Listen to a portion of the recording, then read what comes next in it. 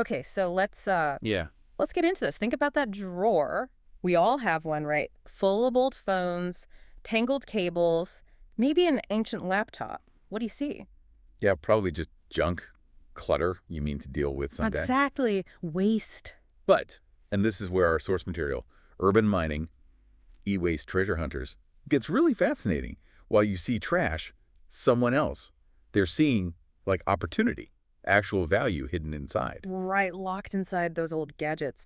And that's the world we're diving into today. This gritty, kind of surprising reality of urban mining. Mm-hmm. Our mission here is really to unpack what this source tells us about, pulling treasure from, well, from trash, electronics. It's like modern-day prospecting, isn't it? Yeah. But instead of digging in the dirt, they're digging into circuit boards, taking apart old electronics, phones, computers, TVs, you name it, to get at the metals inside.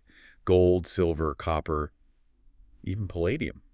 Valuable stuff. And the reason this is even a thing, well, the scale is just mind-boggling. The opportunity is massive because, as the source points out, we're generating, over 60 million tons of e-waste globally? That's a little year. Yeah, it's huge. And the kicker is, hardly any of it gets properly recycled through the official channels, like less than 20%. Right. Which leaves this enormous amount, this pile of potential resources. And here's why it's such a target. The concentration. You take a ton of old circuit boards, say. Yeah. It can have literally 100 times more gold than a ton of actual gold ore pulled from a mine. Wow. 100 times. Okay, Yeah.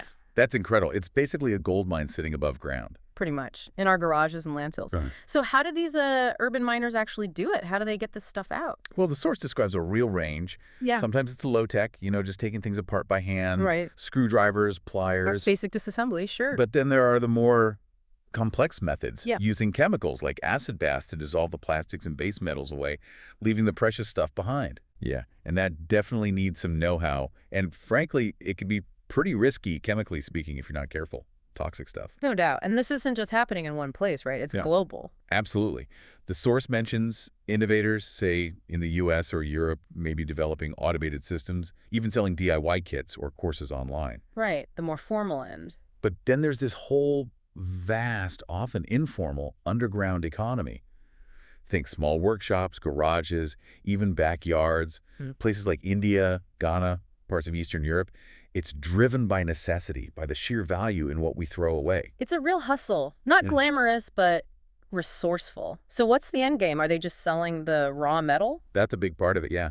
Selling the extracted gold, silver, copper on the commodities market.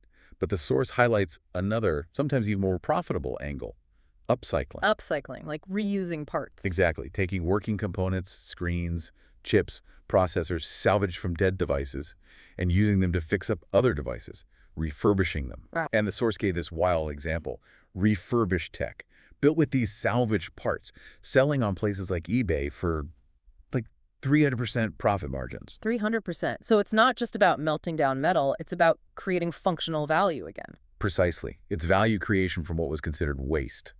But we touched on the risks. The Yeah. source is clear. Those chemical methods, the acid baths, they're dangerous. Oh, definitely. Very toxic if not handled properly.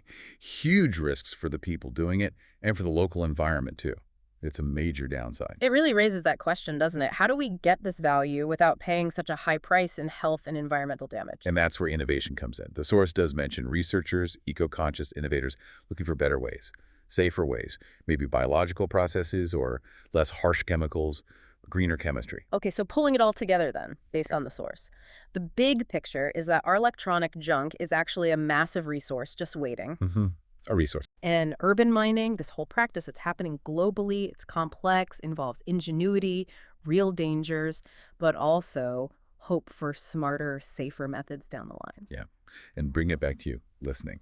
Yeah. That drawer we talked about, it's maybe not just clutter after all. It's kind of like a tiny piece of this huge global cycle of consumption, waste, and surprisingly, recovery. It makes you think, doesn't it? What does finding literal treasure in our discarded gadgets, what does that make you think about how we value things and what waste even means anymore?